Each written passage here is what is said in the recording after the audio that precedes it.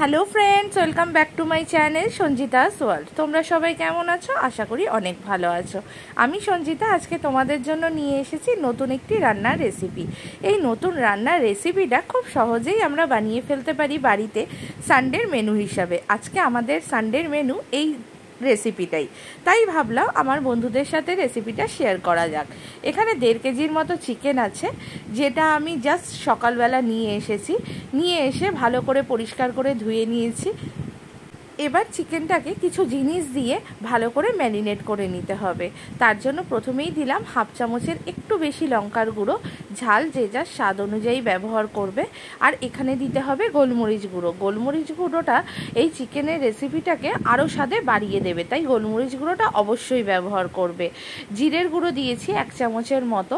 তোমরা চাইলে ধনে গুঁড়োও ব্যবহার করতে পারো, কিন্তু আমার ঘরে আজকে ধনে গুঁড়ো অ্যাভেলেবেল ছিল না, যার জন্য আমি আজকে ধনে গুঁড়োটা স্কিপ করেছি। তোমরা চাইলে দিতেও পারো, নাও দিতে পারো। যাই হোক, তো তারপরে আমি এর মধ্যে দিয়েছি একটু কাশ্মীরি রেড চিলি পাউডার, সুন্দর একটা কালার আসার জন্য। আর দিয়ে দিচ্ছি 2 চামচ আদা, রসুন আর কাঁচা লঙ্কার পেস্ট। এই পেস্টটা দিয়ে আর 1 চামচ দিচ্ছি, 2 চামচ দেবো নুন। তোমরা তোমাদের স্বাদ অনুযায়ী নুন দেবে, মাংসের কোয়ান্টিটি অনুযায়ী আর কি। তো এবারে ভালো করে হাতের সাহায্যেই আমি এটাকে ম্যারিনেট করে নিচ্ছি। সুন্দরভাবে এইভাবে করে ম্যারিনেট করে নেবে। প্রথমে কিন্তু হলুদটা ব্যবহার করবে না। প্রথমে এই মশলাগুলোকে ভালো করে যতটা সম্ভব হবে হাতের সাহায্যে ভালো করে ম্যারিনেট করে নেবে। আর হ্যাঁ বন্ধুরা, আর একটা কথা বলে রাখি, ধোয়ার সময় একটা ফুটো বাটি করে কিছুক্ষণ রেখে দেবে। দেখো আমার চিকেনে একটুও জল নেই, এরকম যেন ড্রাই থাকে চিকেনটা। তাহলে যে ম্যারিনেশনের পাউডারগুলো আমরা দিচ্ছি, সেই ডাস্ট পাউডারগুলো ভালো করে চিকেনের গায়ে লেগে যাবে, না হলে কিন্তু জলের সাথে বেরিয়ে যাবে। এইভাবে করে মোটামুটি আমরা 2 ঘন্টার মতো রেখে দেবো। এখন আমি হলুদ এর মধ্যে অ্যাড করলাম। হলুদ দিয়ে একটু মেখে নিয়ে সামান্য সর্ষের তেল দিলাম। এই সর্ষের তেলটা দিলে বেশ ভালো কোটিংটা গায়ে গায়ে লেগে থাকে, তার জন্য আমি এই সর্ষের তেলটা সবসময় মাংস ম্যারিনেট করার সময় ব্যবহার করি। তোমরা চাইলে করতেও পারো, না হলে স্কিপও করতে পারো। দেখো বন্ধুরা, আমি দেখালাম 2 ঘন্টার মতো আমি রেখে দিয়েছি ওই দিকে চিকেনটা।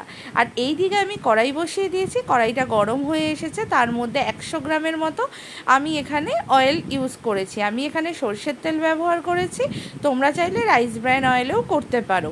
আর এখানে 4-5টা শুকনো লঙ্কা আমি ভেঙে দিয়ে দিয়েছি, আর সাদা জিরে ফোড়ন দিয়েছি। এই ফোড়নটায় শুকনো লঙ্কা আর সাদা জিরেটা মাস্ট, ফোড়ন দিতেই হবে। আর এখানে আমি প্রায় 500 গ্রামের মতো পেঁয়াজ কুচি করে কেটে নিয়েছিলাম, সেই পেঁয়াজটা আমি এর মধ্যে দিয়ে দিয়েছি।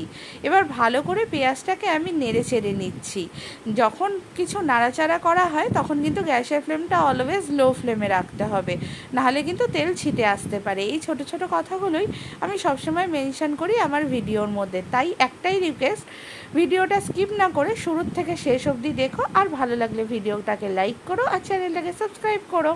দেখো বন্ধুরা, আমি পেঁয়াজ ভাজার সময় সবসময় তোমরা জানো যে আমি নুন ব্যবহার করি, তাই এখন নুন দিয়ে দিলাম। নুনটা দিলে পেঁয়াজটা অনেক পরিমাণে সফট হয়ে যায়, যার জন্য পেঁয়াজের সেই কচকচ ভাবটা থাকে না, তার জন্য নুন দিয়ে আমি সবসময় ভাজি। এইভাবে করে নুন দিয়ে আমি মোটামুটি 5 থেকে 7 মিনিট লো টু মিডিয়াম ফ্লেমে ভালো করে ভেজে নিয়েছি। দেখো পেঁয়াজটা কতটা থিতিয়ে গেছে, পেঁয়াজটা কিন্তু বেশ ভালোই ভাজা ভাজা হয়ে এসেছে। দেখতে পাচ্ছ বন্ধুরা, অনেকটা নরম হয়ে এসেছে। এই পর্যায়ে গিয়ে এবার আমি এই চিকেনগুলো এর মধ্যে অ্যাড করে দেবো। এই চিকেনটাকে যে ম্যারিনেট করে রেখেছিলাম, সেই ম্যারিনেট করা চিকেনটাকে আমি এর মধ্যে অ্যাড করে দিলাম। এবার ভালো করে আমি নেড়ে চেড়ে নেব। খুন্তির সাহায্যে আমি ভালো করে নেড়ে চেড়ে নিচ্ছি। এখানে আমি 1.5 কেজি চিকেন ব্যবহার করেছি, সেই অনুযায়ী মশলা ব্যবহার করেছি।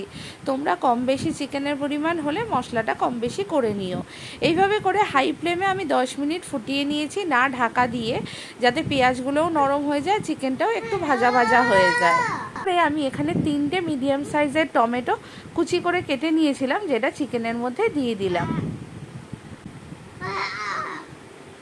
টমেটোগুলো দেওয়ার পরে মোটামুটি 5 মিনিট আমি এইভাবে রেখে দিয়েছিলাম চিকেনটাকে হাই টু মিডিয়াম ফ্লেমে। এবারে আমি যেইটুকু আমার আদা, রসুন আর কাঁচা লঙ্কার পেস্ট ছিল, মোটামুটি 2-2.5 চামচের মতো, সেটা আমি এর মধ্যে দিয়ে দিলাম। সামান্য দিলাম জিরের গুঁড়ো 1 চামচের মতো, 1/2 চামচের মতো লঙ্কার গুঁড়ো, আর হাফ চামচের একটু বেশি হলুদ গুঁড়ো এর মধ্যে আমি অ্যাড করে নিয়েছি। এবার ভালো করে নেড়ে চেড়ে নিয়েছি। এবার দেখো বন্ধুরা, আমি এটাকে 10 থেকে 15 মিনিট সুন্দরভাবে ফুটিয়ে নিয়েছি। কালারটা কি সুন্দর এসেছে বলো।